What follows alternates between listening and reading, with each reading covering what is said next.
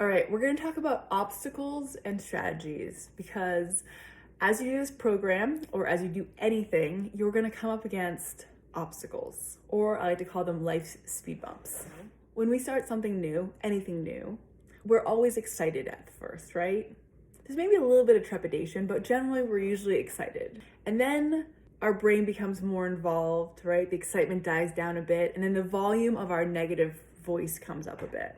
It starts telling us all the things, right? Like, it's a lot of work. I don't know if you can do it. You don't even know what you're doing. You've never even lifted weights before. Blah, blah, blah, right? It's just gonna keep going. So when we listen to that voice, we start to get different emotions, right? Usually fear, maybe a little bit of overwhelm, maybe a little bit of insecurity. I like to call these emotional obstacles. These are things that are gonna slow you down because they're up here. And once we come up against those emotional obstacles, many of us stop, right? We're like, oh, you're right. I'm not gonna do it. Ugh, it's so much work. Ugh. Right? We kind of go through that phase. And then we talk ourselves out of doing the things that we wanted to do. Next are actual obstacles. These are things that you don't know how to do. Like if you've never lifted weights before, you're gonna be like, okay, this is completely new. I should probably learn how to lift weights. If you've never done a bar class before, it's like, okay, what is this whole bar thing about?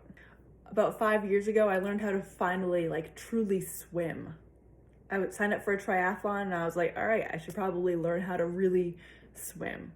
So that is an actual obstacle. It's something that you don't know how to do, that you have to actually overcome. You have to learn how to do it to get to the other side.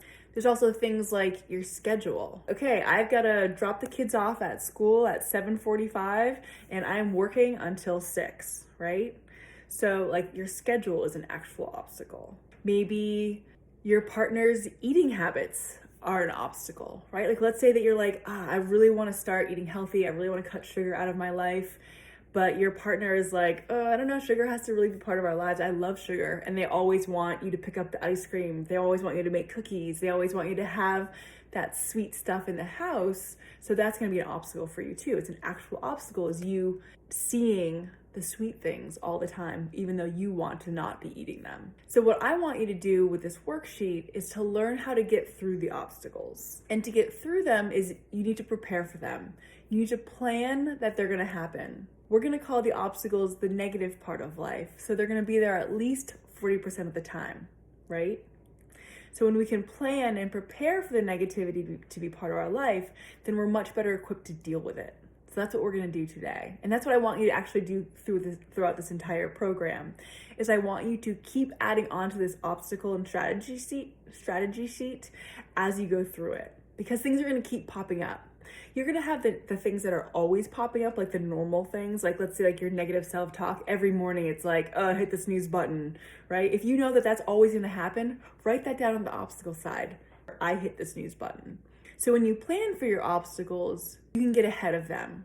It's like you have a leg up, right? It's like you know what's going to happen. So now I want you to come up with a strategy to combat that obstacle.